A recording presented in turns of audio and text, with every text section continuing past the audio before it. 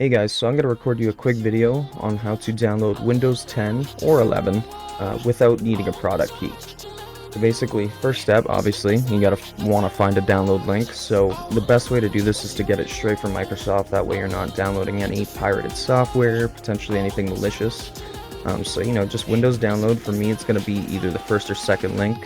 Second one's a little more appropriate for me, so that's the one I clicked.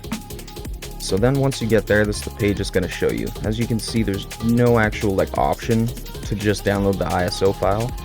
There's an option to download the installation media, but I'm pretty sure that's where you get asked for the product key. That being said, Rufus is a better alternative to make installation media for Windows installations, in my opinion anyways. So the question is how to get past this point. So what we're going to do is we're going to right click, we're going to click inspect element, we're going to scroll down just a little bit, and you'll see right here the user agent.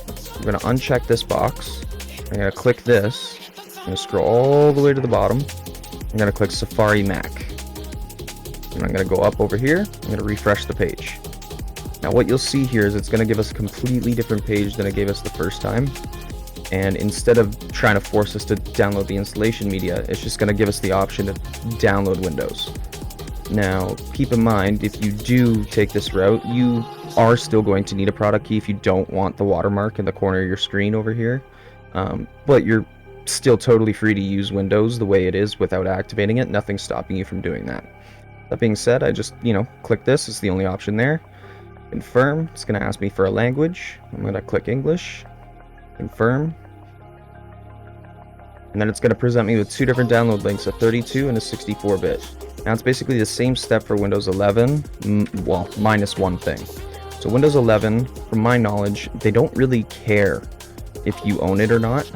So when you go to the Windows 11 page, you're immediately greeted with the same page that I just showed you, minus the steps that I just went through to get to it. So basically, same thing, just click Windows 11 Multi-Edition, click Download, pick your language, confirm, and then it's going to present you with the download link. So anyways guys, I hope this helped you, and yeah, like, subscribe, leave a comment, and yeah, talk to you guys later. See ya.